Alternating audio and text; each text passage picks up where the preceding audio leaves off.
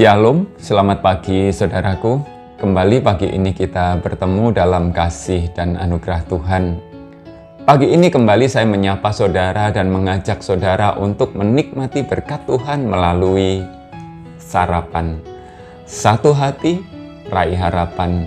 Firman Tuhan adalah harapan, dan firman Tuhan pagi ini kita akan membaca dari kitab Mazmur pasal 56 ayat 9.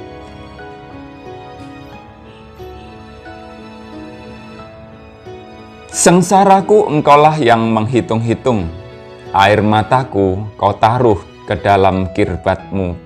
Bukankah semuanya itu telah kau daftarkan?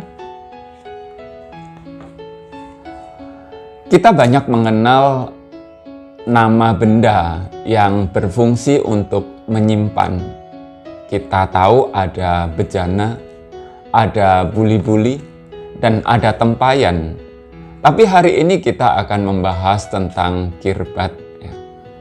Kirbat adalah sebuah wadah yang terbuat dari kulit binatang yang berfungsi juga untuk menyimpan benda-benda. Nah, kirbat ini portable, bisa dibawa kemana-mana.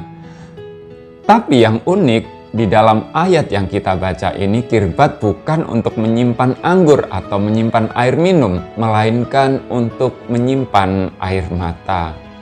Apakah ini hanya sebuah metafora atau sebenarnya?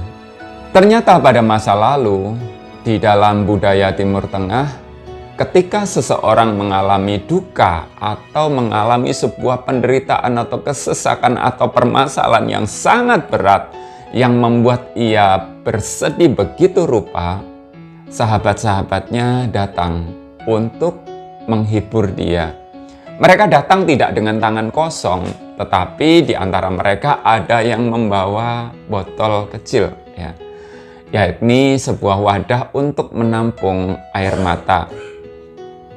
Mungkin sampai sekarang ini kita dapat menemukan botol-botol kecil yang disebut lacrimatory, yaitu botol untuk menampung air mata yang dijual di toko-toko barang-barang antik di Israel. Mungkin menampung air mata ini terdengar aneh bagi kita yang hidup di dalam budaya sekarang ini. Tetapi begitulah cara orang di sana, khususnya pada zaman dahulu, entah sampai sekarang apakah masih berlaku atau tidak. Yakni cara untuk berempati, menyatakan kepedulian dan menyatakan perhatian mereka untuk orang yang mereka kasihi. Ketika Daud menyebut bahwa Tuhan menampung air matanya, dia sedang menempatkan Allah atau Tuhan itu sebagai sahabatnya, pribadi yang paling peduli dan paling mengerti tentang apa yang dialaminya. Allah peduli dan memahami sengsara yang dialami oleh Daud. Bagi Allah, air mata anaknya sangatlah berharga. Itu sebabnya Allah menyimpan air mata itu, dan melalui air mata itu Allah dapat mengingatkan anaknya tentang peristiwa-peristiwa yang paling parah di mana Allah hadir di sana. Daud memiliki keyakinan seperti itu, bahwa Allah peduli, Allah mengerti, Allah hadir di setiap peristiwa hidupnya, dan Allah mengingat satu persatu hal yang menyesakkan dirinya. Allah mencatatnya. Itu sebabnya Daud juga berkata, bukankah semuanya itu kau daftarkan? Saudaraku, Allah yang Daud sembah adalah juga Allah yang kita sembah. Allah yang sama. Dan di dalam Yesus Kristus anaknya, Allah berkata, aku tidak menyebut kamu lagi hamba, melainkan sahabat. Allah menjadi sahabat kita. Allah memperlakukan kita sama seperti Ia memperlakukan Daud. Allah peduli.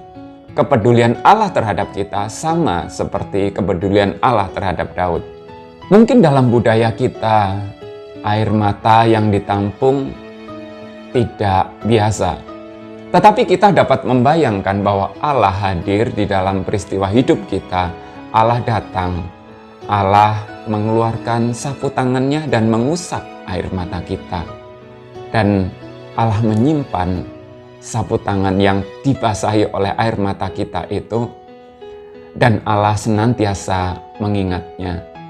Bukan hanya itu, Allah juga membawa agenda buku harian di mana Allah mencatat setiap peristiwa bersama dengan kita, bahkan di dalam setiap kesusahan yang kita alami. Bukankah ini penghiburan yang luar biasa dan seharusnya memberikan ketenangan bagi kita? Selamat pagi saudaraku, selamat beraktivitas. Tuhan memberkati. Jangan lupa sarapan. Yuk kita sarapan dulu